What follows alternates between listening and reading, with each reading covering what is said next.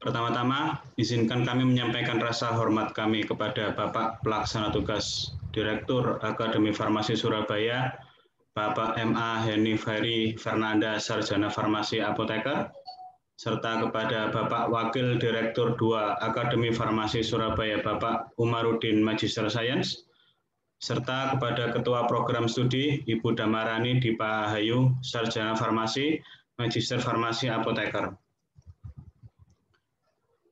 Serta yang kami hormati pula Bapak Rahmat Aji Prastia, Sarjana Farmasi, Magister Sains. Selamat pagi, Bapak Aji.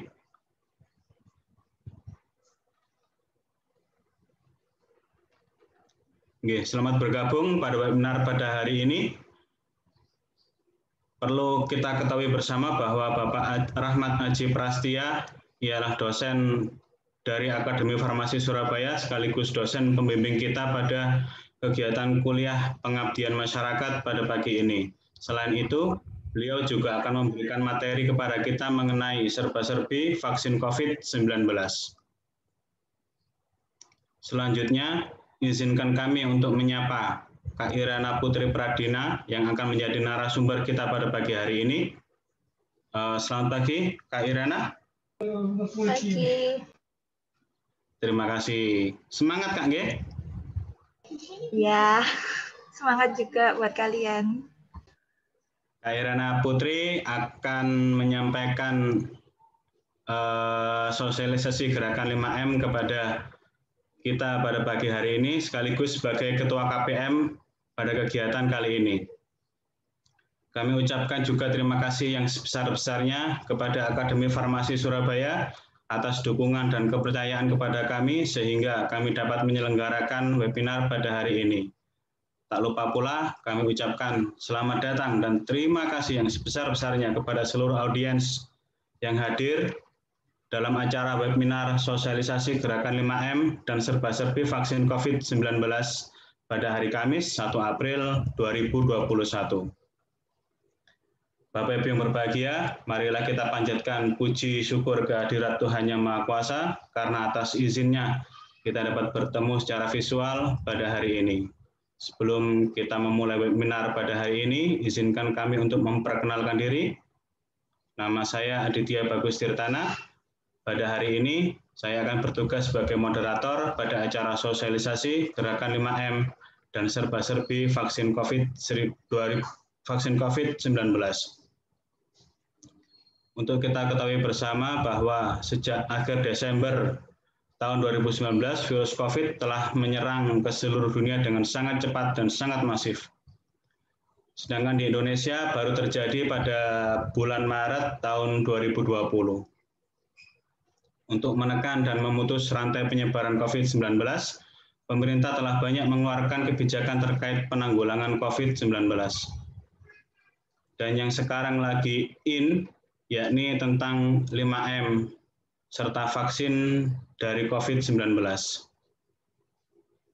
Karena hal itulah kami dari Akademi Farmasi Surabaya dalam rangka mendukung program pemerintah untuk memutus rantai penyebaran COVID-19, kita mengadakan webinar tentang sosialisasi gerakan 5M dan serba-serbi vaksin COVID-19. Apa sih vaksin COVID itu? Dan apa sih yang akan kita ketahui untuk melindungi diri dan keluarga kita serta mencegah dari kemungkinan terjangkit COVID-19? Insya Allah nanti akan kita bahas pada kali ini.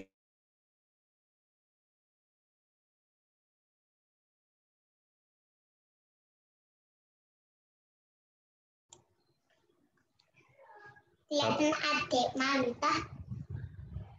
Bapak Ibu sekalian, selain mendapatkan ilmu tentang gerakan 5M dan vaksinasi COVID-19, pada hari ini Bapak Ibu sekalian akan mendapatkan souvenir berupa pulsa sebesar Rp10.000.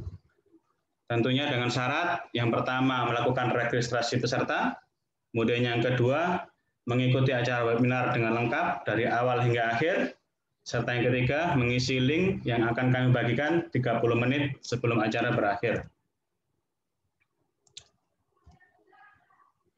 Selain itu, kami juga akan menyediakan door prize berupa pulsa Rp10.000 untuk 10 orang dengan penanya terbaik kepada kedua narasumber kita pada pagi ini. Baiklah, untuk acara yang selanjutnya kami akan bacakan susunan acara. Yang pertama pembukaan, kemudian yang kedua sambutan Ketua Tim KPM, yang ketiga berdoa, yang keempat pemaparan materi oleh narasumber yang pertama, yang kelima pemaparan materi oleh narasumber yang kedua, kemudian tanya jawab dan diskusi, yang ketujuh pengisian link absensi dan penutupan. Bapak Ibu yang terhormat, untuk mengawali acara kita pagi hari ini, marilah kita buka acara ini dengan berdoa bersama-sama menurut agama dan kepercayaan masing-masing. Semoga apa yang kita lakukan di pagi hari ini memberikan manfaat bagi kita semua. Berdoa menurut agama dan kepercayaannya, dipersilahkan.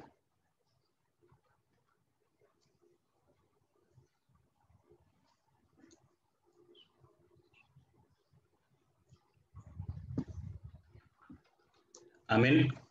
Terima kasih. Sudah selesai. Selanjutnya, kita akan dengarkan sambutan dari Ketua KPM, yakni Kak Irana Putri. Waktu dan tempat kami persilahkan. Ya, terima kasih Mas Adit. Dengar semua ya suara saya?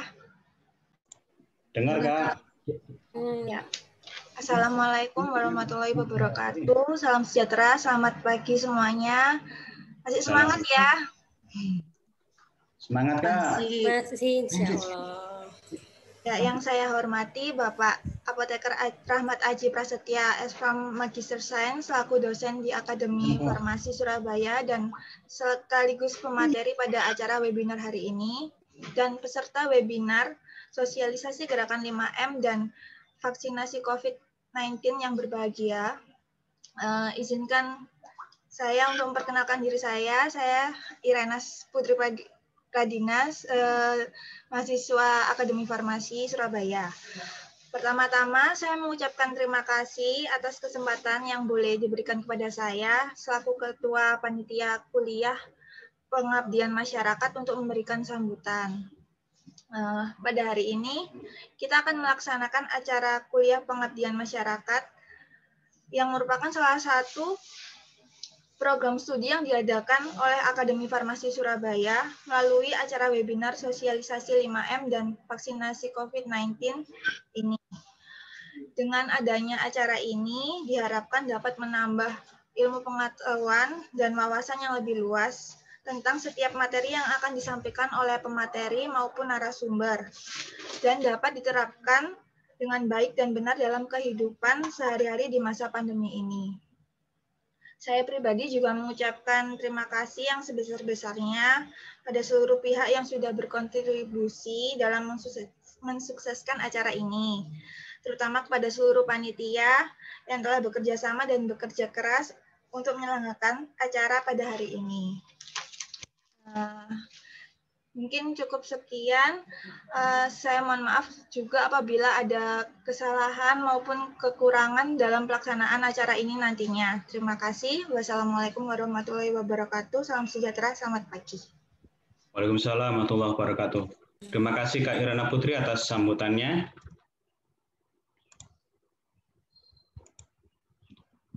Kemudian acara selanjutnya, yakni penyampaian materi yang akan disampaikan oleh Bapak Rahmat Aji Prasetya, Sarjana Farmasi, Magister Science. Terima kasih Pak Aji telah bergabung bersama kami. Ya, terima kasih. Izinkan kami menyampaikan sedikit profil dari beliau. Nama lengkap beliau ialah Rahmat Aji Prasetya, Sarjana Farmasi, Magister Science. Beliau tinggal di Surabaya. Pendidikan beliau menyelesaikan sarjana farmasi di Universitas Airlangga pada Agustus 2006 hingga September 2010, kemudian dilanjutkan dengan menempuh profesi apoteker di universitas yang sama pada Oktober 2010 hingga Agustus 2011, kemudian pada September 2018 hingga Agustus 2020 beliau melanjutkan S2 di Universitas Utrecht, Belanda. Kemudian untuk riwayat pekerjaan beliau pada November 2013 hingga sekarang, beliau masih bekerja sebagai dosen di Akademi Farmasi Surabaya. Kemudian pada Oktober 2020 hingga saat ini, beliau juga sebagai narasumber di Larva Education. Demikian Bapak Ibu untuk sekilas profil dari beliau. Mohon maaf, saya tidak bisa menyampaikan secara lengkap karena prestasinya terlalu banyak. Jujur saja untuk kebenaran, saya aja belum, tapi Pak Haji sudah, dan lama juga di sana. Oke, untuk hari ini beliau akan menyampaikan mengenai tema serba-serbi vaksin COVID-19. Waktu dan tempat, persilahkan. Baik, terima kasih atas perkenalannya. Saya buka dulu ya, bismillahirrahmanirrahim. Assalamualaikum warahmatullahi wabarakatuh. Waalaikumsalam. Ya, selamat pagi dan salam sehat untuk kita semua ya. Ini saya ingin tahu kalau yang selain mahasiswa KPM mungkin bisa menyalakan video ya kalau berkenan para peserta sekalian supaya saya bisa tahu ini kira-kira yang hadir pada pagi hari ini siapa saja gitu. Artinya mungkin saya ingin tahu mungkin masih muda-muda atau semuanya atau masih bekerja dan lain sebagainya. Mungkin bisa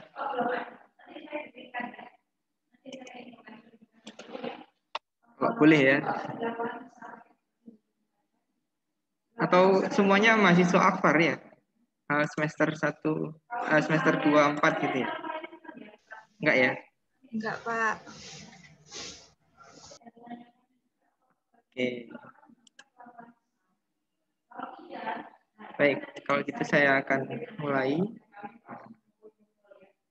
Sebenarnya ini materinya sudah pernah saya bawakan ya di beberapa kesempatan. Hanya memang audiensnya itu adalah untuk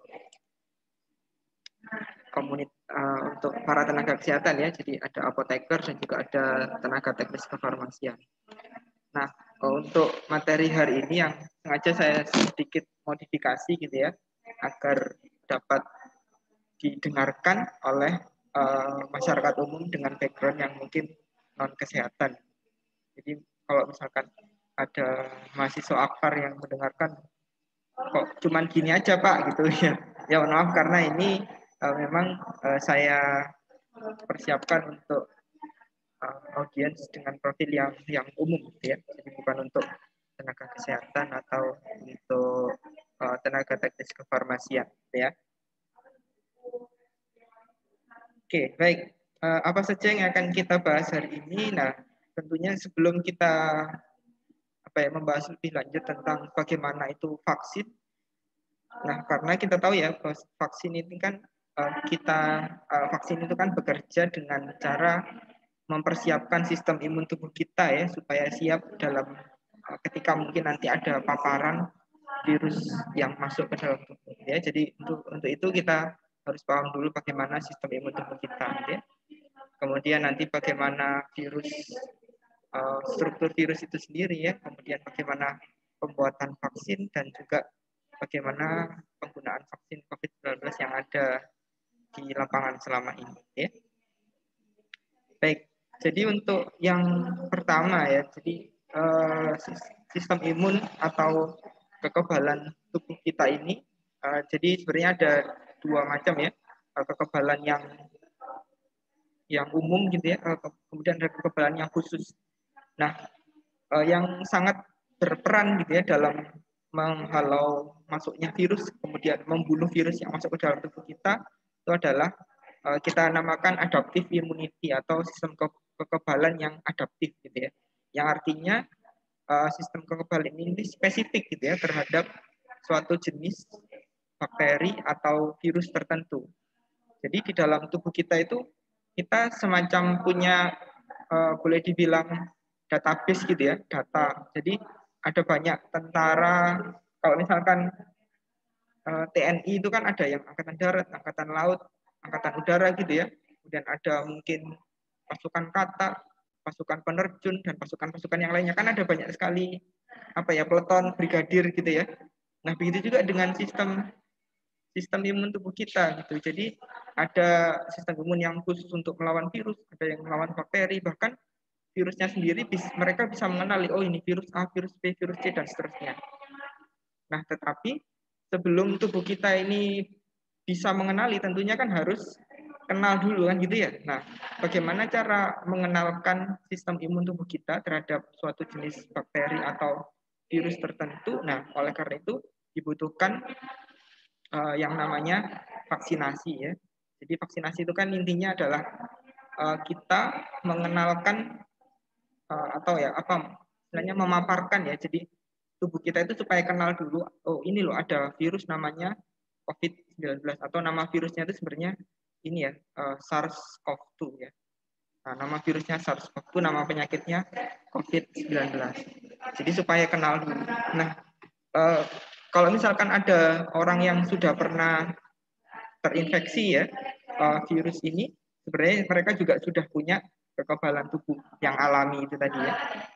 Nah, ini memang kenapa kok ada orang yang ketika terpapar itu tidak bisa sembuh ya, atau bahkan sampai meninggal dunia gitu ya. Nah, karena memang respon imun ini itu sangat lambat ya. Jadi baru muncul setelah beberapa hari gitu ya. Nah, dengan adanya vaksinasi itu, jadi diharapkan tubuh itu sudah kenal sebelumnya ya, sehingga kalau kita entah kenapa kita terpapar dari luar, jadi sudah memiliki kekebalan ini karena sudah didapatkan dari vaksinasi. Dan memang ini punya fungsi memori gitu ya, artinya ini tidak akan seperti kalau kita minum obat gitu ya, kan harus minum 3 kali sehari, kemudian kalau besoknya nggak minum mungkin masih terasa sakitnya gitu ya. Nah, berbeda dengan sistem kekebalan di dalam tubuh kita, ini bisa bertahan sampai mungkin berbulan-bulan bahkan bertahun-tahun ya. Jadi seperti itu. Kemudian, nah ini adalah struktur virusnya ya. Jadi nama virusnya itu kan SARS-CoV-2 ya. Nah, strukturnya itu seperti ini. Kenapa kok dinamakan corona gitu ya? Nah, kenapa dinamakan corona? Karena di sini ada seperti mahkota gitu ya, atau kalau dalam bahasa Inggris itu crown gitu ya. Nah, ya disebutkan sebagai virus corona ya. Di corona itu adalah nama nama familinya. Jadi sebenarnya virus corona itu ada banyak macamnya ya. Ada SARS-CoV-2, kemudian ada mungkin pernah dengar MERS gitu ya. Mungkin pernah dengar virus SARS itu sendiri ya. Di beberapa tahun yang lalu kan ada sempat terjangkit infeksi virus SARS ya di negara yang lain.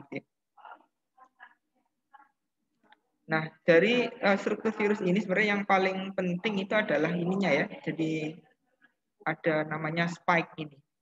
Jadi spike ini adalah yang bertanggung jawab atas melekatnya si virus ini ke dalam tubuh kita ya. Jadi kalau ini, nah nantinya spike inilah yang dijadikan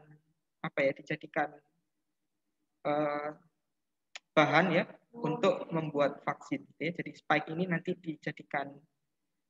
Jadi sebenarnya tubuh kita itu nggak perlu mengenali keseluruhan bagian dari virus ini. Sebenarnya cukup mengenali spike-nya ini supaya nanti kalau ada spike ini yang masuk gitu ya. Nah, ini bisa dilawan oleh sistem imun tubuh kita sehingga dia tidak bisa memasuk ke dalam sel tubuh gitu ya.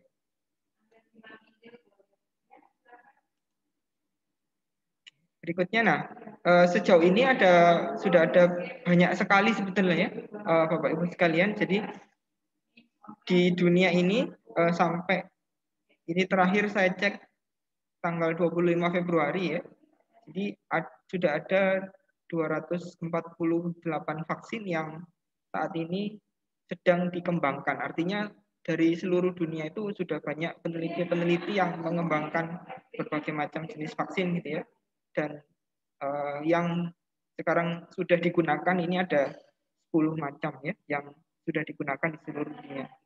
Dan yang 56 ini sedang dalam proses uji klinis. Ya. Jadi macam-macamnya ini yang sudah dipakai ada 10 ini ya. Yang mungkin Bapak Ibu pernah mendengar bahwasanya yang masuk ke Indonesia itu adalah yang dikembangkan oleh AstraZeneca ya. Ini bekerja sama dengan Oxford University dan juga Sinovac gitu ya. Ini adalah nama produsennya.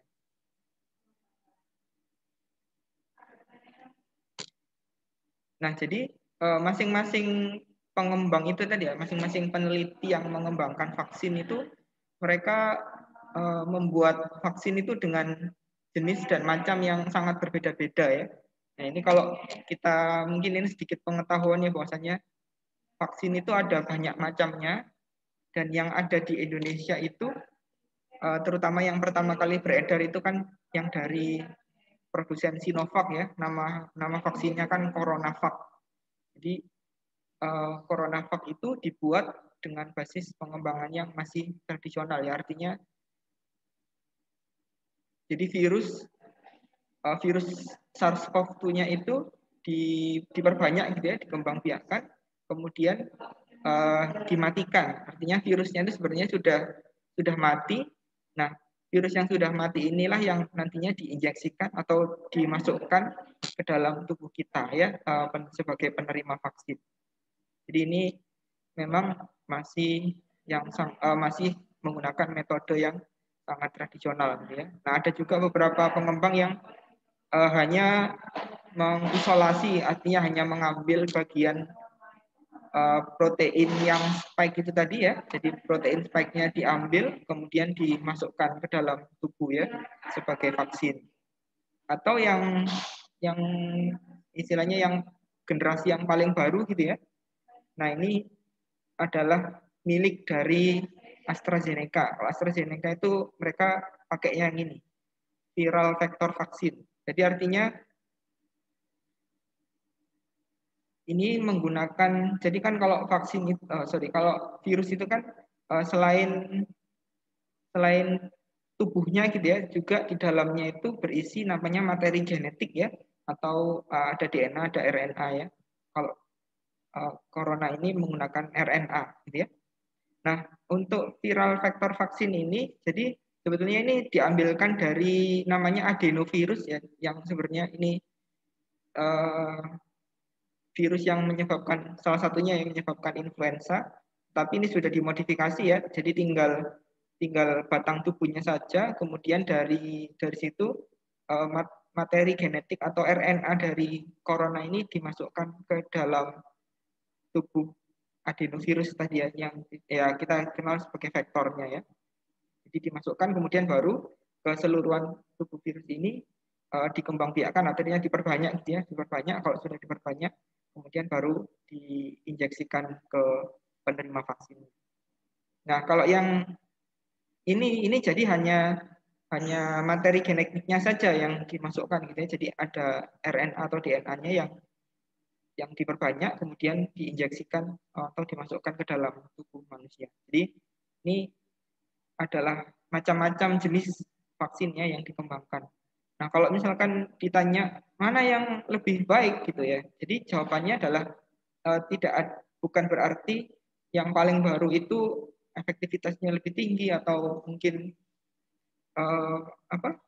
lebih aman gitu ya dan seterusnya. Nah, jadi ini tidak seperti itu. Ini hanya metode pembuatannya. Jadi kenapa kok Sinovac itu mereka memilih menggunakan metode yang tradisional ini ya? Karena memang mereka sudah berpengalaman dalam membuat membuat vaksin-vaksin yang lainnya ya, yang memang mereka kembangkan dengan metode yang tradisional. Ya, jadi kenapa AstraZeneca pakai yang ini ya karena mereka sudah pengalaman untuk mengembangkan vaksin yang jenis seperti ini. Gitu ya. Ini kalau ini yang diinjeksikan itu adalah keseluruhan virusnya, gitu ya. Tetapi yang sudah dimatikan, kalau yang ini hanya sebenarnya yang diinjeksikan itu adalah materi genetik yang nantinya dapat mengkode spike yang tadi ya, yang coronanya itu tadi, yang crown-nya. Nah, ini adalah sebenarnya gambaran ya secara garis besar bagaimana pengembangan vaksin itu dilakukan gitu ya. Kalau zaman dahulu gitu ya, kalau pada kondisi yang tidak dalam kondisi pandemi gitu ya, artinya dalam kondisi yang normal sebenarnya suatu produk gitu ya, dalam hal ini adalah vaksin. Nah, biasanya itu dari awal didesain sampai diproduksi secara massal gitu ya, secara dalam skala yang besar, itu biasanya butuh waktu paling tidak 15 tahun gitu ya, bahkan lebih.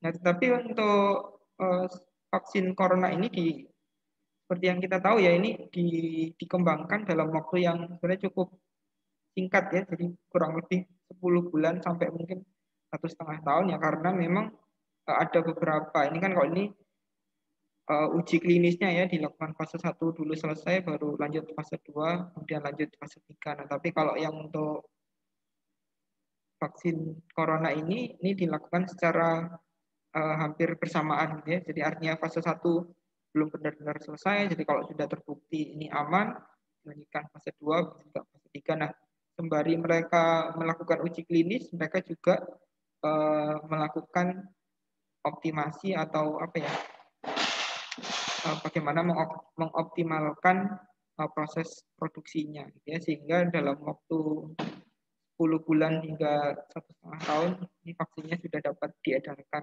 ke masyarakat. Ya. Nah, untuk cara produksinya bagaimana ya? Sebenarnya ini secara garis besar saja ya. Kalau yang AstraZeneca itu ya tadi ya, jadi vektornya dulu disiapkan ya, dari adenovirus atau yang virus yang selama ini menyebabkan influenza. Nah, ini dimodifikasi, artinya materi genetiknya dikeluarkan gitu ya. Kemudian digantikan materi genetik dari virus SARS-CoV-2 atau virus yang menyebabkan COVID-19 ini ya. Nah, kalau sudah siap ininya ya, vektor virus dan vektor virus dan juga materi genetiknya, baru ini dikembangbiakkan, kemudian dimurnikan dan disterilkan, kemudian siap didistribusikan ya. Nah, kalau vaksin yang Sinovac ini kan karena dia sebenarnya berasal dari virus itu sendiri ya. Nah, jadi ya virusnya sengaja dikembangbiakkan, tentunya di lab ya, dikembangbiakkan. Kemudian setelah sudah banyak virus yang dirasa cukup, baru virus ini diaktifasi atau dibunuh ya. Nah, kalau sudah dibunuh kemudian disterilkan, baru ditambah bahan tambahan lainnya ya, seperti ada namanya adjuvan ya. Jadi seperti ini caranya. Kemudian kalau mungkin pernah mendengar bahwasannya vaksin AstraZeneca ini tidak atau belum memperoleh ya ini ya, sebenarnya mengandung bahan yang enzim yang mengandung babi gitu ya. Jadi memang pada prosesnya proses pembuatan vaksin AstraZeneca ini dia memang menggunakan enzim tripsin ya. Jadi tetapi enzim tripsin ini memang sebagai katalisator yang dia untuk mempercepat proses reaksi pengembangbiakan virus ini ya. Nah, tetapi apakah enzim tripsinnya itu masuk ke dalam vaksin yang sudah diedarkan? Nah, itu tidak. Jadi yang masuk ke dalam file tempat vaksinnya itu hanya virusnya saja gitu ya. Jadi virus yang nanti akan diinjeksikan ke dalam tubuh. Sedangkan enzimnya tadi ya sudah tidak diikutkan ya, karena itu kan hanya untuk mempercepat reaksi. Jadi bisa dikatakan ya mungkin ini kalau masalah halal haram ini kembali ke kepercayaan masing-masing ya, tetapi ini bisa dipastikan bahwasanya di dalam filenya itu sudah tidak mengandung enzim yang berasal dari babi gitu ya. Memang kalau dari segi kehalalan, memang dari Sinovac ini dalam prosesnya sama sekali tidak bersentuhan gitu ya, tidak bersentuhan dengan bahan-bahan yang berasal dari babi. Sehingga kalau yang dulu itu dari MUI langsung bisa mengeluarkan sertifikasi halal gitu ya. Kalau yang AstraZeneca ini masih berupa fatwa diperbolehkan. Oke, nah kemudian sebenarnya ini ada catatan ya, rekomendasi tentang siapa sih yang boleh dan siapa yang tidak boleh diberikan vaksin. Karena yang AstraZeneca ini masih baru ya, mungkin belum ada sejauh pengetahuan saya ya, jadi belum ada protokol tersendiri ya mengenai siapa yang boleh dan tidak boleh. Sebenarnya mungkin disamakan ya dengan yang protokol yang diberikan untuk Sinovac gitu ya. Jadi kriteria inklusinya atau yang diperbolehkan yang awalnya kan hanya untuk dewasa sehat ya, kemudian juga sekarang boleh untuk lansia, tapi tentunya lansia yang sehat dan memenuhi ketentuan gitu ya. Jadi sebelum disuntikkan vaksin, tentunya para peserta atau yang bukan pasien ya, para peserta ya saya bilang peserta aja ya. Jadi para peserta itu kan akan dilakukan screening terlebih dahulu ya, dicek mungkin tekanan darahnya, mungkin apa dan segala macam. Kemudian mereka menandatangani yang namanya informed consent ya, artinya mereka menyatakan bersedia gitu ya untuk diberikan vaksin dengan resiko yang ada gitu ya. Kan karena tentunya semua itu ada resikonya ya, baik kecil maupun besar. Ya. Nah, ini yang diperbolehkan gitu ya. Yang tidak diperbolehkan siapa? Yang tentunya yang sudah terkonfirmasi ya COVID-19. Nah, ini cuman peraturan terbaru setelah 3 bulan dinyatakan berarti kalau dia sudah dinyatakan negatif, kalau sudah lewat 3 bulan, dia juga boleh ya menerima vaksin. Ya. Cuman sebenarnya orang-orang yang sudah, sorry sebentar.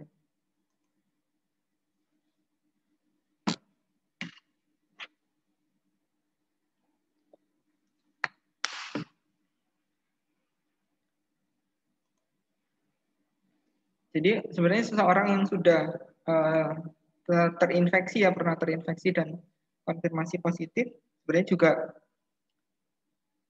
di dalam tubuhnya itu memiliki kekebalan tubuh alami yang saya jelaskan tadi. Hanya memang setelah 3 bulan ini kekebalan alaminya itu bisa kembali turun. Gitu ya. Nah ini kalau mau ditingkatkan lagi dengan vaksin itu juga boleh. Gitu ya. Kemudian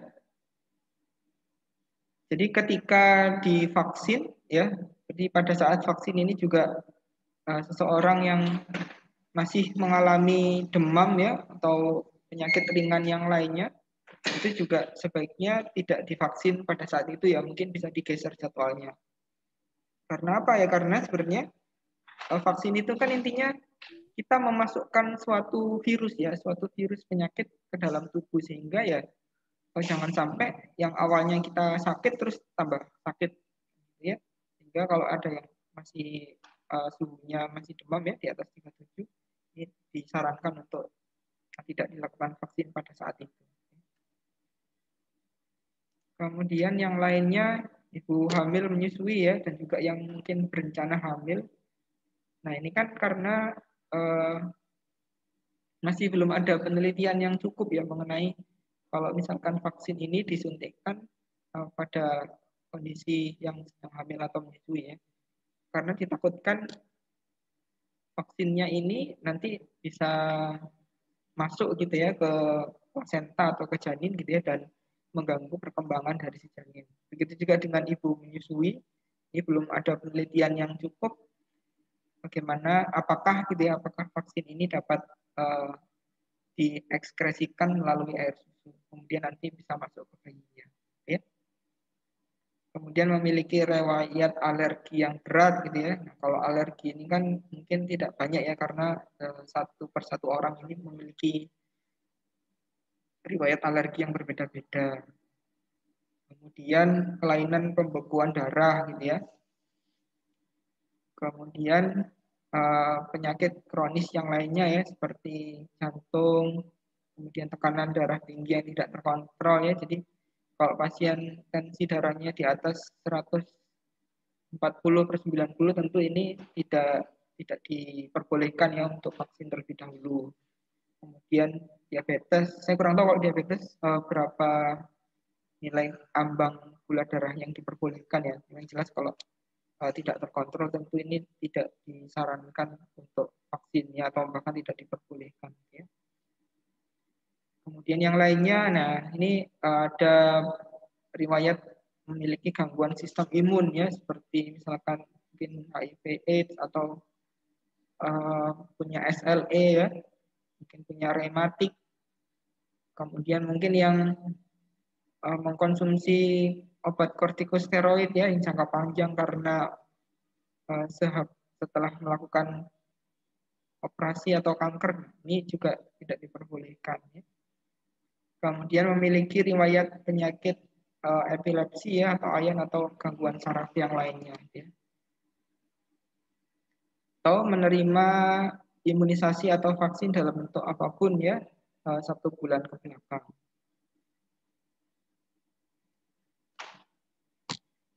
Oke, itu tadi beberapa kriteria. Untuk kriteria yang lebih khusus lagi masih banyak ya. Cuman kalau kita bacakan semua di sini, khawatirnya waktunya tidak akan cukup. Kemudian, nah ini dari pemerintah ya, sebenarnya di awal-awal ini kan pemerintah mencanangkan karena penduduk Indonesia itu ada berapa ya, 250 lebih ya, sekian juta jiwa. Maka sebenarnya sebenarnya vaksin itu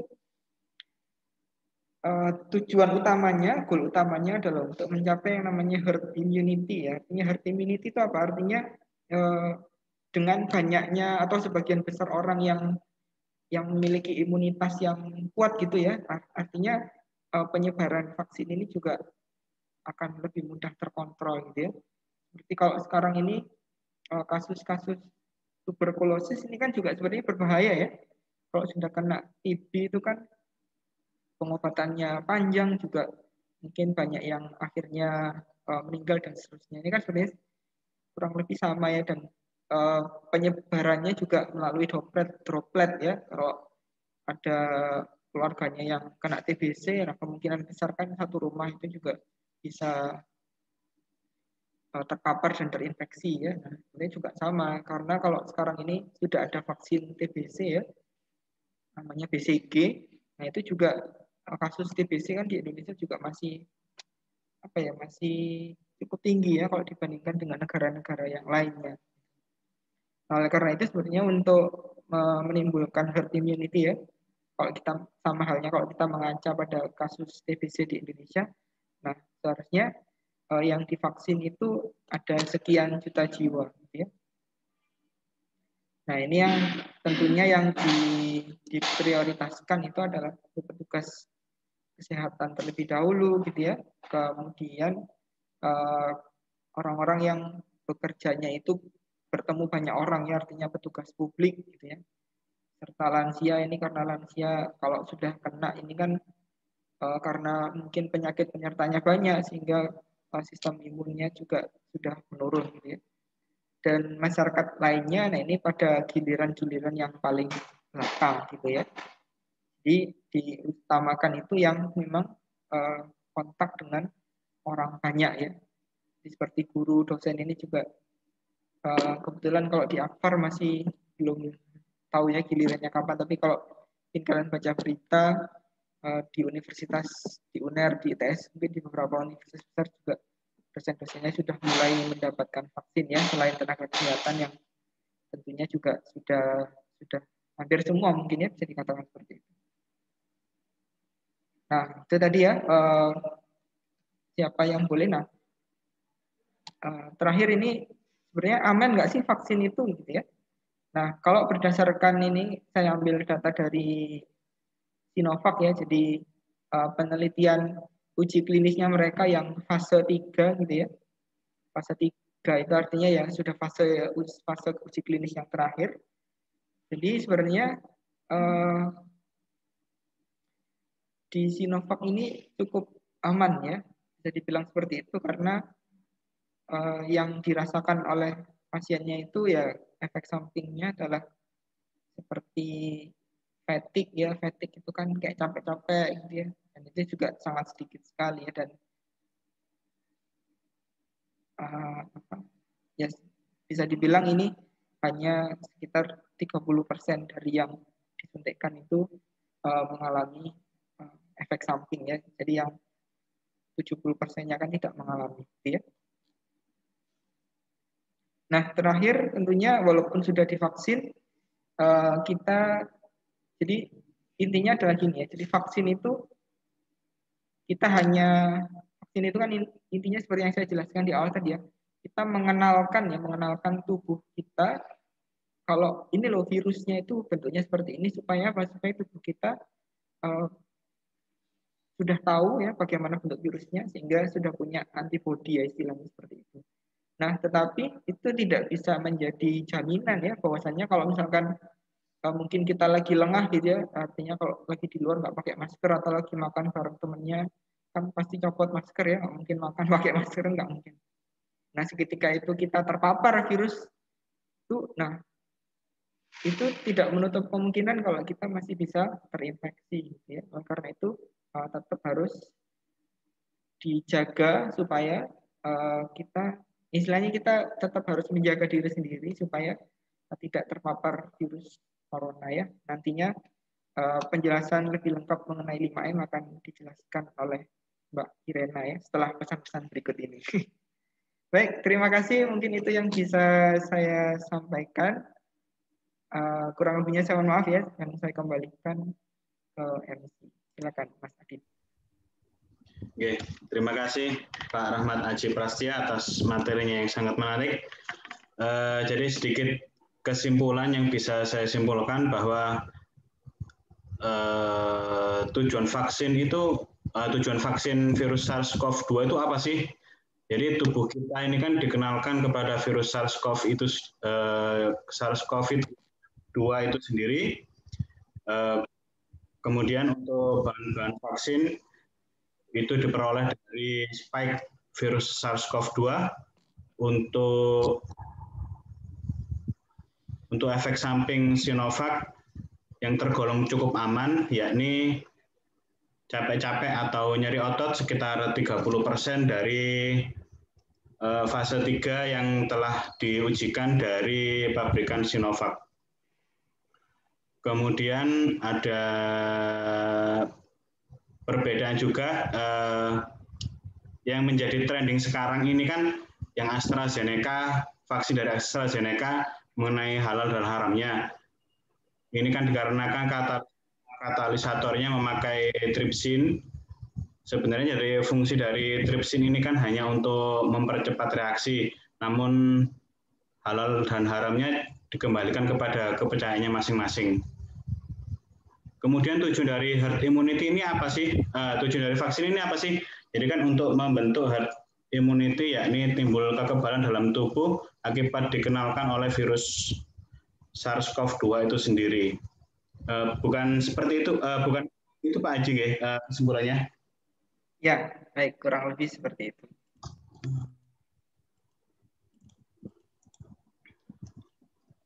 Oke, selanjutnya akan kami lanjutkan acara berikutnya, yakni narasumber kita yang kedua, Kak Irena Putri Pradina. Sudah siap dengan materinya, Kak? Iya, siap. Oke. Untuk materi dari Kak Irena akan menyampaikan tentang gerakan sosialisasi 5M. Saya akan sedikit mengutip profil dari beliau. Nama lengkap beliau ialah Irena Putri Pradina. Beliau lahir di Surabaya. Saat ini beliau tercatat sebagai mahasiswi aktif tingkat akhir Akademi Farmasi Surabaya, program Diploma 3. Saat ini juga beliau sebagai tenaga teknis kefarmasian di Rumah Sakit Royal Surabaya. Tanpa panjang lebar lagi, mari kita simak penjelasan materi dari beliau. Waktu dan tempat kami persilakan Mbak Irena. Ya, terima kasih Mas Adit buat waktunya. Bentar, aku share.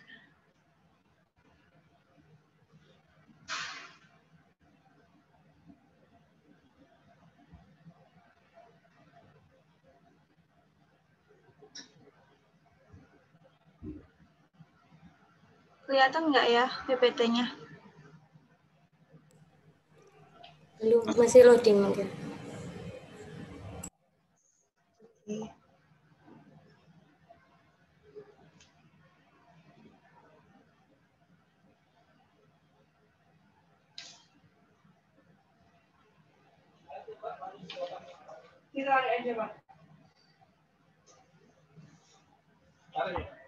Atau mungkin minta tolong bantu share dong, kayaknya lemot deh ini. Iya.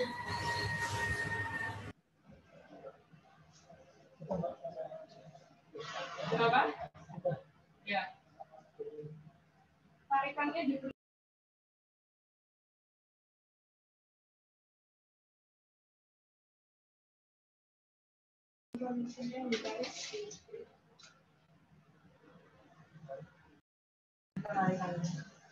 Ya,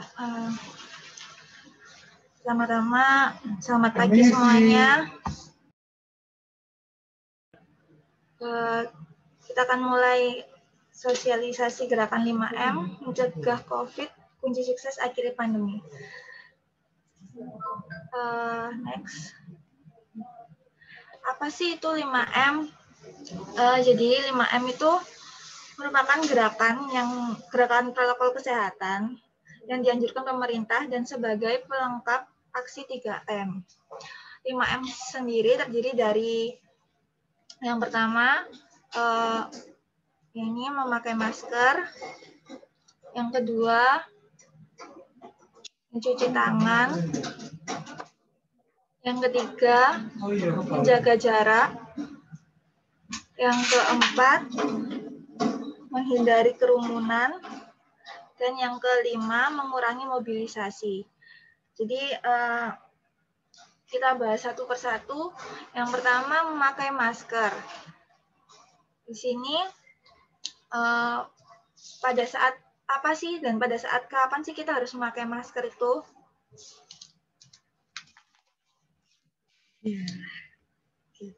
Yang pastinya pada saat kita di luar rumah ya,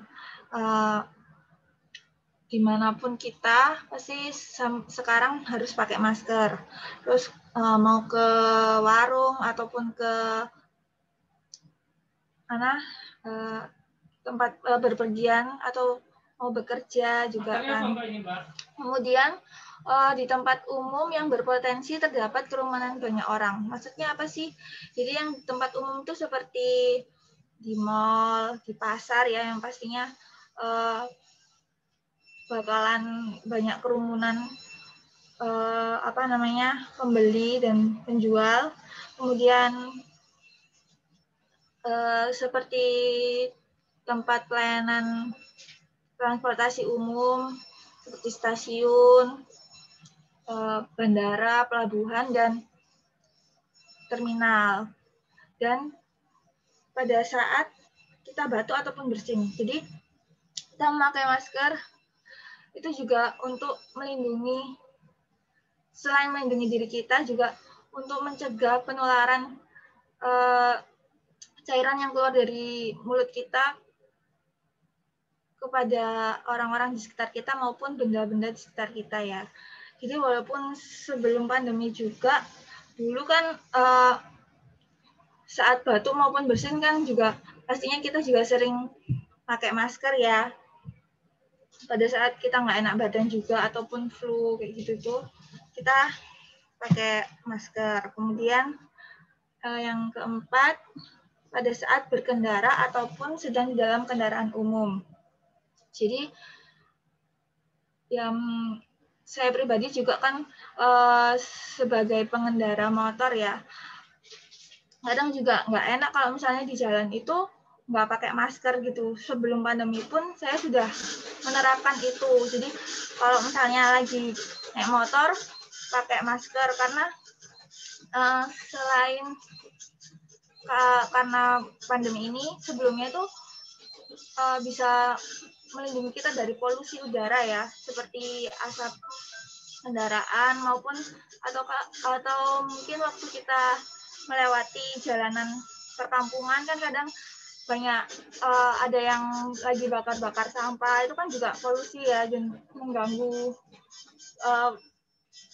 pernafasan kita kan, jadinya efektif buat kita pakai masker. Terus selain polusi udara juga polusi bau ya, seperti kalau kita melewati tempat-tempat pembuangan sampah itu kan juga bisa. Dan sama kalau misalnya saya pribadi sih kan pakai masker juga kalau misalnya naik motor kan panas ya, jadinya biar muka ini tetap nggak kebakar dikit sama sinar matahari, jadi biasanya pakai masker kayak gitu. Sama ataupun sedang di dalam kendaraan umum, ini juga penting sih pakai masker di dalam kendaraan umum,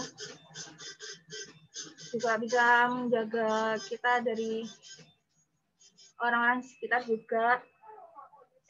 Terus kalau misalnya kalau misalnya di dalam kendaraan umum itu juga lagi ada bau-bau tidak sedap kan juga masih bisa kita pakai masker itu. Terus next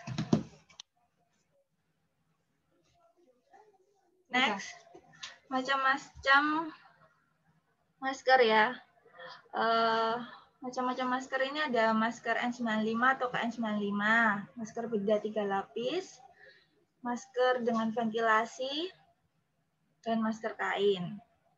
Nah, ini kita bahas satu persatu. Masker N95 atau KN95 ini ada bentuk dan rupanya ya teman-teman. Masker KN95 itu yang atas warna putih ini, terus yang bawah ini masker N95. Masker KN95 maupun N95 ini merupakan jenis masker disposable ya, itu single use. Jadi sekali pakai. Kemudian efektifnya sih biasanya digunakan untuk tenaga medis, untuk tindakan aerosol biasanya pada pasien. Terbuat dari serat propilen, yang dimana lapisan tengahnya itu ada filter yang terbuat dari serat polipropilen itu. Nah, kenapa kok dinamakan N95 atau KN95? Karena dapat menyaring 95% maupun lebih partikel kecil yang berukuran 0,3 mikrometer. Jadi seperti itu. Kemudian untuk yang kedua adalah masker bedah. Masker bedah 3 lapis ya. Ini gambarnya seperti ini. Pasti teman-teman juga udah pada punya ya, udah pernah pakai juga. Masker ini juga masker disposable, single use, sekali pakai. Terdapat 3 lapisan, di mana lapisan luar itu anti air, sebagai anti air. Yang lapisan tengah itu sebagai filter kuman. Terus yang ketiga itu lapisan dalam, itu untuk menyerap cairan yang keluar dari mulut kita. Kemudian masker ini juga terbuat dari bahan polipropilen, polyester, dan polikarbonar, dan lainnya. Masker bedah ini mampu menangkap bakteri ukuran 1 mikro atau lebih karena memiliki 3 lapisan itu, dan 85% sampai 99% untuk mencegah penularan penyakit menular. Jadi masker ini itu untuk menyaring partikel-partikel droplet besar ya. Jadi tidak efektif dalam menyaring partikel kecil seperti N95 maupun KN95. Terus umumnya masker ini itu mampu melindungi selama minimal 4 jam ya teman-teman. kenapa kok dibilang masker bedah? Karena masker ini tuh sebenarnya jenis masker yang digunakan dokter atau perawat agar tidak tertular dari infeksi kuman maupun patogen pasien saat berada di meja operasi. Seperti itu. Next.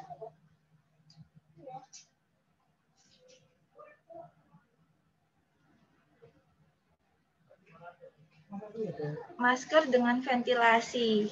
Jadi ini ya teman-teman, maksudnya masker dengan ventilasi itu seperti itu bentuknya.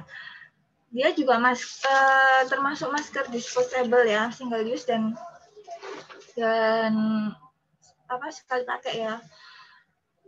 Nah, terdapat katup di gambar ini kan terdapat katup pada maskernya, itu katup pernafasan.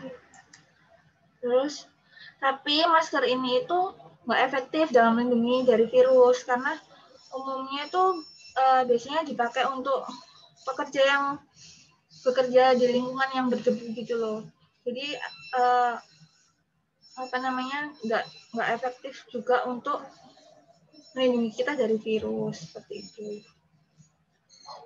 Kemudian yang keempat, masker kain ya. Ini pasti teman-teman juga semuanya udah pada punya ya masker kain.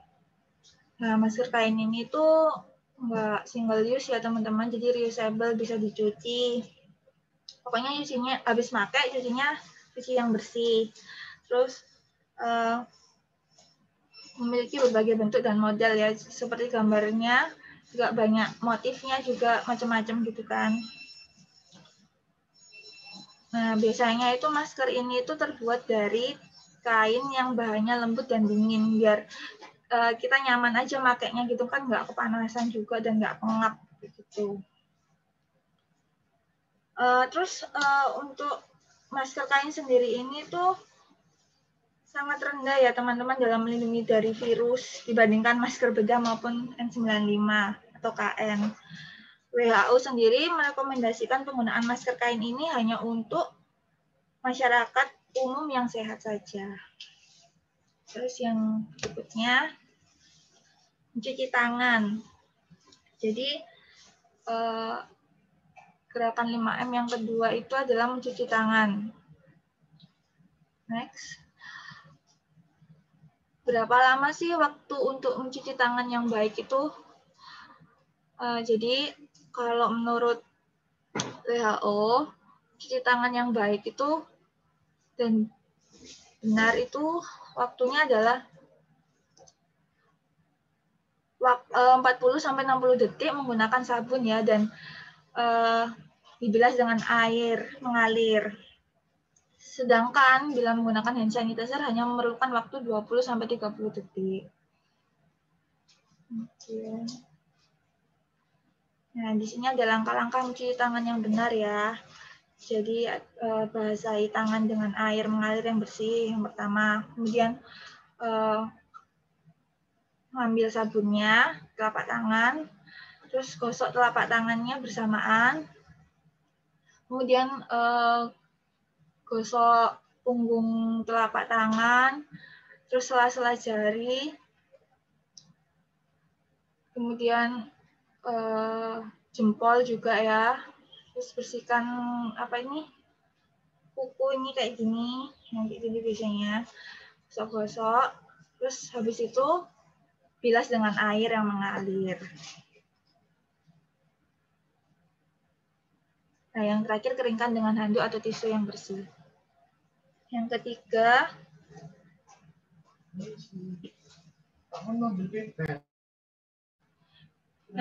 adalah menjaga jarak ya teman-teman.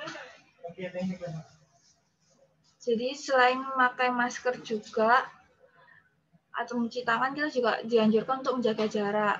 Jika memang nggak ada keperluan yang mendesak, itu sebaiknya nggak usah keluar rumah ya. Kalau misalnya memang lagi mendesak banget buat keluar, tetap jaga jarak. Jaraknya yang dianjurkan adalah 1 hingga 2 meter ya, seperti yang digambar. Nah, kalau yang gambar kedua ini salah ya teman-teman, apalagi nggak pakai masker. seperti itu. Terus yang keempat, menghindari kerumunan. Ya, seperti halnya kalau misalnya kita ke pasar ya itu memang suatu kebutuhan ya untuk kita ke pasar ataupun ke supermarket gitu ya untuk membeli kebutuhan kita, tapi sebisa mungkin kita menghindari kerumunan. Jadi kalau misalnya di penjual satu ini lagi rame, sebisa mungkin nanti tunggu agak longgaran lah atau gimana baru kita ke tempat itu kayak itu. Karena semakin banyak dan sering Anda bertemu orang, kemungkinan terinfeksi virus corona bisa semakin tinggi seperti itu. Yang kelima, mengurangi mobilisasi. Mobilisasi itu seperti perpindahan posisi dari satu tempat ke tempat lain ya. Jadi itu tadi ya teman-teman, jika tidak ada keperluan yang mendesak, tetap berada di rumah. Jadi meski sehat dan tidak ada gejala penyakit, belum tentu juga kita itu nggak membawa virus gitu loh. Jadi kita nggak ada yang tahu siapa yang membawa virus gitu, dari mana juga virus itu datang seperti itu teman-teman. Jadi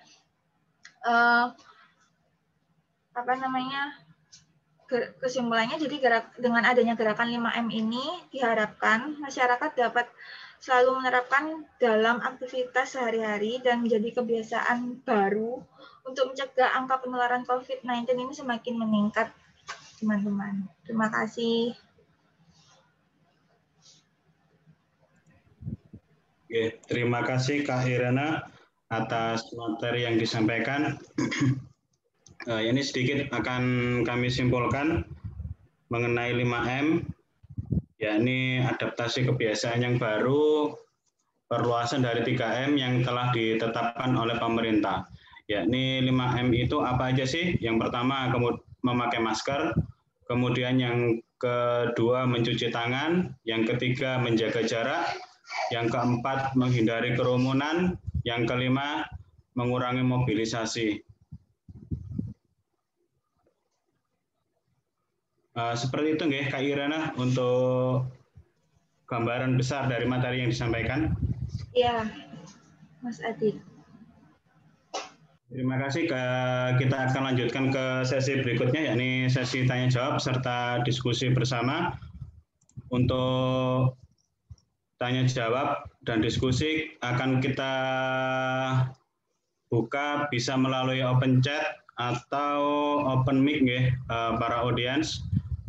Perlu diketahui untuk 10 penanya terbaik kepada kedua narasumber kita kali ini akan kami berikan door prize berupa pulsa Rp10.000.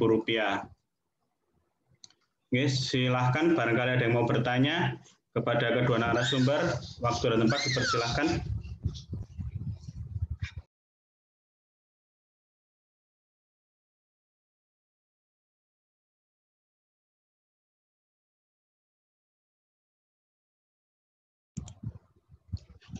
Silahkan para audiens, barangkali ada yang mau bertanya. Saya. Itu di room chat juga sudah ada ini ya, daftar absensi, barangkali bisa dilengkapi juga sekalian sambil menunggu dari teman-teman yang lain untuk bertanya. Izin bertanya, Pak. Oke, silakan Bu Dina. Iya, perkenalkan nama saya Dina. Saya mau bertanya mengenai materi yang pertama ya, yang tadi mengenai vaksinasi. Nah, yang mau saya tanyakan itu kan, kebetulan saya bukan dari farmasi ya, jadi termasuk orang yang awam. Untuk vaksinasi sendiri kan diberikannya itu 2 dosis ya. Nah, kemarin tuh sempat yang pertama itu untuk pemberian dosis kedua itu diberi jarak 14 hari, lalu ada update lagi ternyata 28 hari. Nah, apakah untuk dosis kedua itu harus tepat di 28 hari atau bisa kurang atau bisa lebih? Nah, misalkan lebih itu apakah harus mengulang vaksin dari awal lagi atau bagaimana ya Pak ya? Itu sih pertanyaan saya. Cuma satu aja Bu Dina? Ya, itu aja. Terima kasih atas kesempatannya. Oke. Terima kasih Bu Dina atas pertanyaan menarik. Silakan Pak mau menanggapi atau sekalian nanti.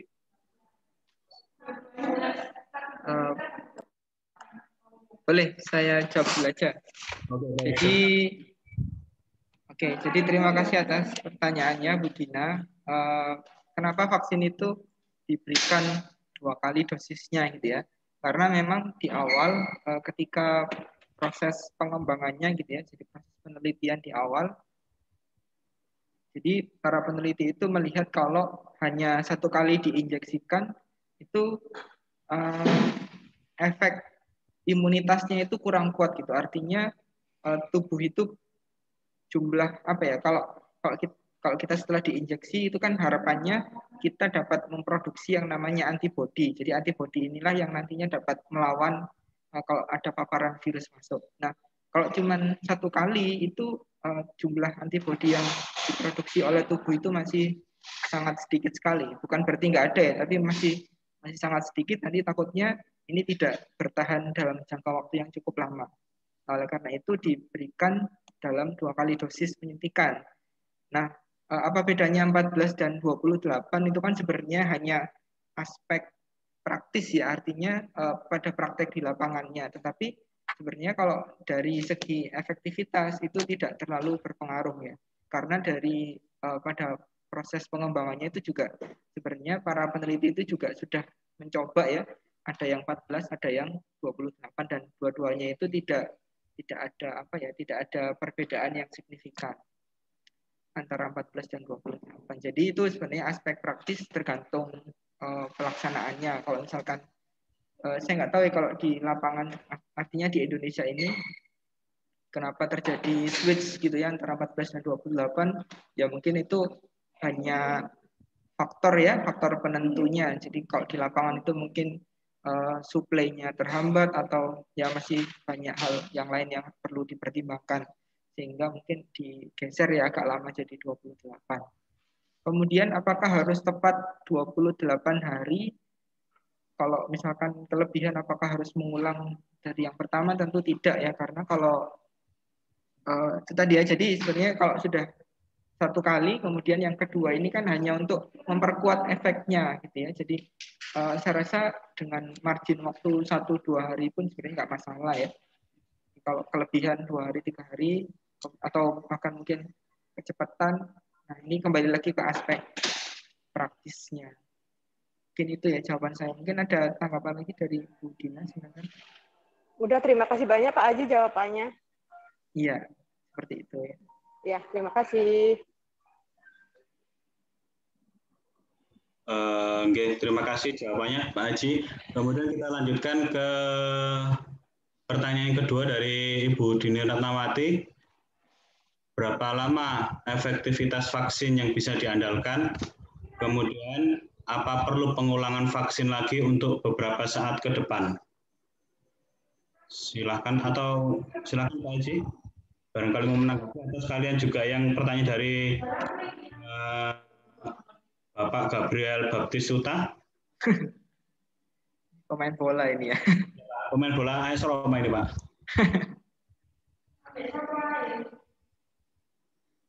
Oke, baik. Untuk yang pertama, saya sejauh ini belum pernah membaca efektivitas vaksin ini bisa bertahan sampai berapa lama, karena kan seperti yang kita tahu ya, penelitiannya ini kan dilakukan dengan sangat cepat gitu ya. Jadi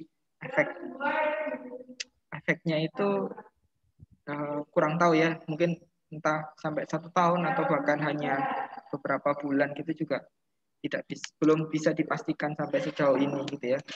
Cuman kalau misalkan kita mengaca pada data yang ada, jadi misalkan gini, pada seseorang yang sudah pernah mengalami infeksi ya, sudah pernah terkonfirmasi positif, kemudian kan itu pasti mereka sudah memiliki antibodi ya.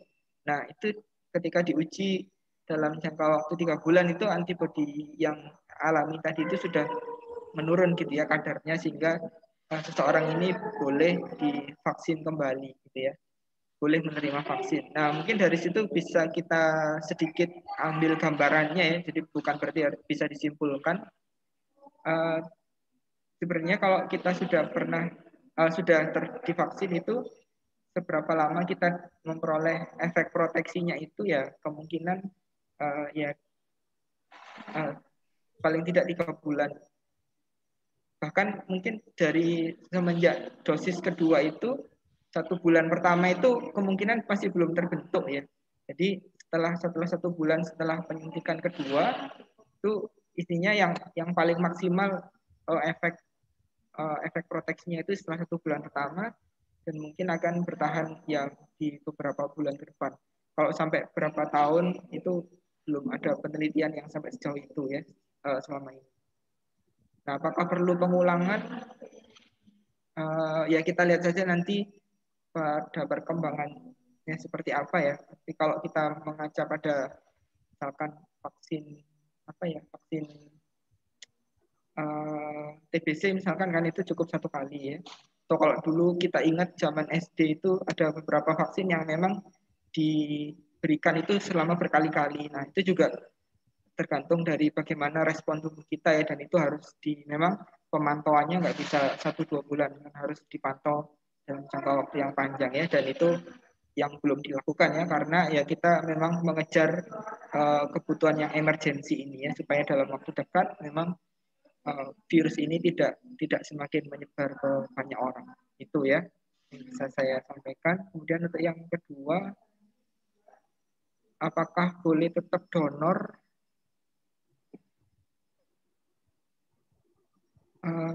Ini juga sebenarnya jujur saya belum pernah mendapatkan informasi mengenai ini.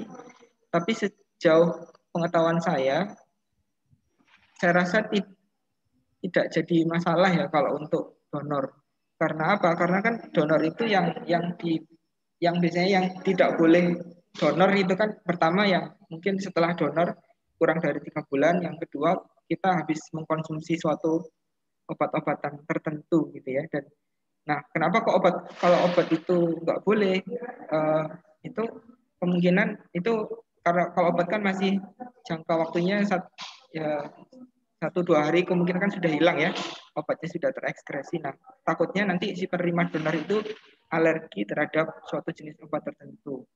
Nah kalau misalkan vaksin ini sebenarnya kalau kita mengacunya pada alergi mungkin juga sama, mungkin akan ditolak ya tetapi ditolaknya itu mungkin akan digeser dalam jangka waktu tidak sampai 1 minggu, mungkin minggu depan diperbolehkan untuk mendonorkan darah kembali. Jadi kalau sudah dari Februari saya rasa sudah 1 bulan ini sudah tidak masalah ya, karena vaksinnya itu kan sudah hilang ya, artinya kekebalan tubuhnya sudah terbentuk, dan malah sebenarnya lumayan ya yang dapat donor ini sekalian dapat bonus antibodi gitu ya dari si pendonor. Mungkin itu ya jawaban dari saya. Oke, terima kasih Pak Haji. Barangkali ada yang mau bertanya langsung, silahkan, mau open mic, silahkan. Sebelum kami lanjutkan ke pertanyaan yang ada di chat.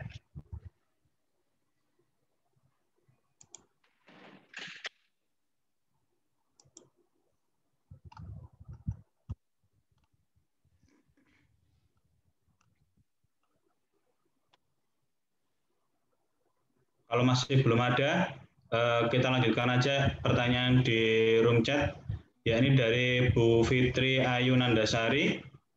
Apakah vaksin COVID sekarang bisa diberikan dengan aman kepada ibu hamil, ibu menyusui, dan anak-anak? Mohon penjelasannya. Kemudian saya lanjutkan juga pertanyaan dari Bu Risma Aprilia. Untuk vaksin COVID, apakah bisa digunakan bersamaan dengan vaksin lainnya? Jika tidak, berapa lama jarak antara vaksin COVID-19 dengan jenis vaksin lainnya, misalnya hepatitis B yang diberikan 3 kali? Mohon penjelasannya, terima kasih. Ya, silakan Pak Haji. Oke. Ini jadi sebenarnya sudah saya jelaskan ya, untuk hamil menyusui sejauh ini belum ada uji yang ke sana ya. Jadi sebaiknya memang untuk wanita hamil menyusui atau bahkan yang berencana hamil sebaiknya dihindari terlebih dahulu ya, karena memang belum ada penelitian yang mendukung ini aman atau tidak. Kenapa? Ya karena apapun jenisnya ya. Jadi kalau kita bicara tentang obat, nah ini yang ditakutkan adalah nanti si obat ini dapat mempengaruhi perkembangan dari si janin itu ya, yang ditakutkan. Begitu juga dengan ibu menyusui. Nah, yang ditakutkan adalah si vaksinnya ini mungkin sedikit banyak bisa keluar bersama dengan air susu sehingga mempengaruhi kondisi si bayi gitu ya. Karena ya vaksin yang diproduksi itu kan kalau tadi saya jelaskan juga tidak hanya berisi virus ya, itu ada beberapa zat tambahan lainnya yang kemungkinan juga mungkin ada alergi dari si bayinya, atau mungkin bayinya kalau terkena masih kan, kalau bayi tentu sistem imunnya masih sangat lemah ya karena rentan sekali. Itu juga belum ada penelitian yang yang komprehensif ya terkait keamanannya pada bayi. Itu. Kemudian apa lagi? Kemudian yang berikutnya ini Pak, jarak dengan vaksin yang lain. Ya, nah untuk jarak dengan vaksin yang lain sebaiknya dalam jangka waktu 1 bulan ya sebaik. Jadi 1 bulan ke belakang atau ke depan. Artinya kalau misalkan vaksin COVID-nya ini dapat duluan gitu ya. Jadi misalkan dapat hari ini, nah sebaiknya 1 bulan ke depan tidak menerima jenis vaksin lainnya apapun itu bentuknya gitu ya. Mungkin vaksin flu kalau mau, atau vaksin meningitis ya kalau mau umroh. Kalau sekarang umroh juga nggak ada ya. Atau vaksin untuk ya, jadi vaksin apapun itu sebaiknya diberi jeda waktu 1 bulan ya. Jadi baik ke belakang maupun ke depan. Jadi kalau baru saja menerima vaksin hepatitis tadi ya, nah sebaiknya kalau mau dapat vaksin COVID ini ya diberi jeda waktu 1 bulan ya, atau 30 hari. Itu ya. Ada lagi? Ya, itu ya. Oke Pak Haji, ini ada lagi dari room chat, ya ini Bu Dini Ratnawati bertanya lagi, setelah pasien divaksin ini ada yang beberapa terkonfirmasi positif. Ini kira-kira apa ya penyebabnya, Nggih? Nah, ini bisa nggak Mbak Irena yang menjawab?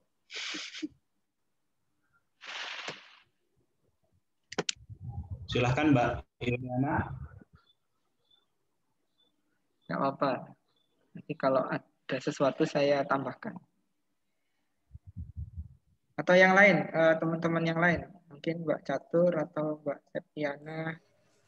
Ya, izin membantu menjawab nih Pak. Iya, silakan. Itu mungkin disebabkan kan karena kalau vaksin pertama sampai vaksin kedua imun tubuh memang belum terbentuk, benar kata Pak Aji. Jadi masih menunggu 1 bulan sampai 3 bulan untuk terbentuk imun kita terhadap virus COVID-nya. Jadi kalau walaupun kita sudah divaksin dan kita tidak menjaga diri seperti memakai masker, mencuci tangan seperti yang disampaikan sama Mbak Iren, sama aja. Waktu ada yang terkonfirm COVID, apalagi yang OTG, itu kita kontak, kita juga bisa terkonfirm COVID seperti itu. Jadi walaupun kita sudah divaksin, kita harus tetap melakukan 5M yang seperti dikatakan Mbak Iren tadi. Jadi untuk menjaga-jaga, belum tentu imun kita juga sudah terbentuk, kita kan nggak tahu. Dari situ mungkin Mbak yang sudah vaksin, akhirnya, oh aku sudah vaksin, aku aman. Akhirnya nggak melakukan 5M itu tadi, sering keluar, nggak pakai masker, bisalah terjangkit virusnya. Seperti itu yang saya tahu Pak Haji. Mungkin bisa ditambahkan. Ya, jadi sudah benar ya. Jadi memang kita mengacanya mungkin bisa belajar dengan pada kasus TBC ya di Indonesia. Jadi kasus TBC itu bahkan mungkin anak balita ya, usia bayi balita itu hampir ya bisa kita katakan 70-80% balita di Indonesia itu sudah mendapatkan vaksin BCG ya untuk perlindungan terhadap TBC. Tetapi nyatanya ya kasus TBC di Indonesia masih sangat tinggi ya. Karena apa ya? Ya namanya vaksin itu tidak bisa melindungi tubuh sampai 100% ya. Nah, seperti yang kita dengar ya, kalau misalkan di berita, mungkin Bapak Ibu juga pernah mendengar bahwasanya efektivitas vaksin itu hanya sekitar ada yang 70%, ada yang 60%, ada yang mungkin 80-90% ya. Jadi masih ada kans 10%, 40%, 30% untuk dapat terjangkit kembali. Nah, jangan sampai kita itu yang menjadi 10%-nya itu atau 30%-nya itu karena tidak mengindahkan protokol kesehatan yang 5M itu tadi. Begitu. Oke, terima kasih Pak Aji dan Mbak Catur atas penjelasannya. Apakah ada pertanyaan lagi dari para audiens? Dipersilahkan.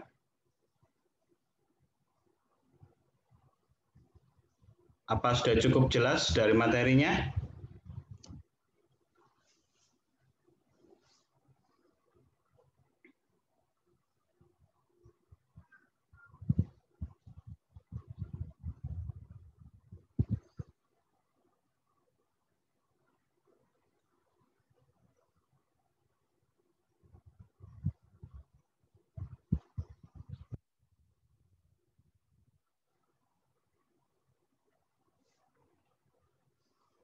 Apakah sudah cukup para audiens?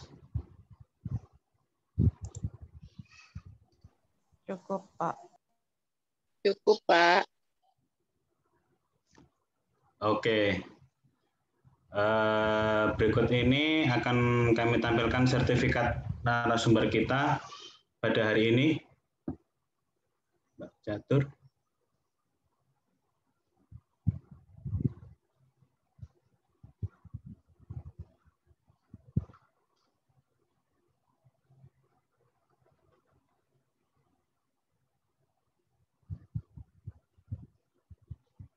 Sebentar ya. Nanti yang para audiens insya Allah juga tetap akan dapat sertifikat, namun akan kita berikan setelah acara, karena masih ada yang perlu diisi juga di nama-namanya. Jangan lupa kita ingatkan kembali untuk mengisi link absensi yang telah diberikan di kolom room chat. Ya, ini sudah ada. Ini sertifikat untuk narasumber kita. Terima kasih Pak Rahmat Aji Prastia, Sarjana Farmasi Magister Science atas sharing ilmunya pada hari ini. Sepertinya kita sudah berada di ujung acara, namun sebelumnya apabila Bapak, Ibu, serta para audiens berkenan, mohon untuk menyalakan videonya, karena kita akan buat screenshot sebentar untuk dokumentasi di kampus kami. Ngapunten, mohon maaf, bisa di open videonya sebentar aja.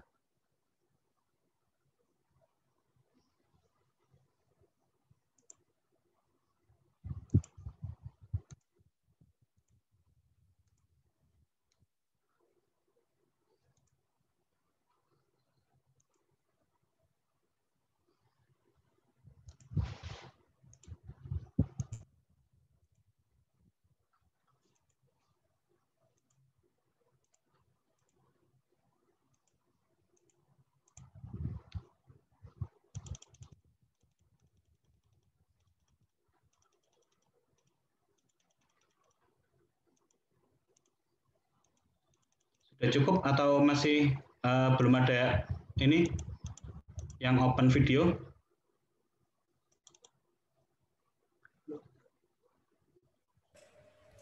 Cukup mungkin Mas Adit. Mungkin ada yang masih bekerja, iya. Oke, baik. Terima kasih Bapak audiens serta para narasumber kita pada pagi hari ini.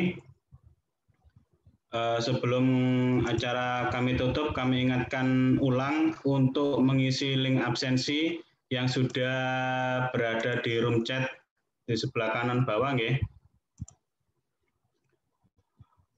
Untuk souvenir pulsa 10.000 yang akan kami berikan kepada para audiens serta para penanya pada hari ini. Orang berapa ini? 6 sepertinya. Berarti kalau yang orang 6 ini akan mendapatkan double hadiah dari kami.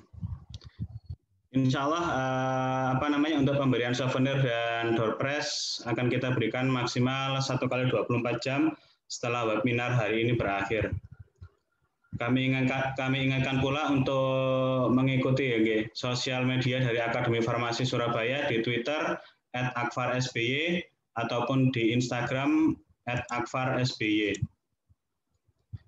Oke, terima kasih Bapak Ibu sekalian atas waktunya yang telah mengikuti acara webinar pada hari ini hingga mulai pagi tadi ya, jam 10 lebih hingga akhir.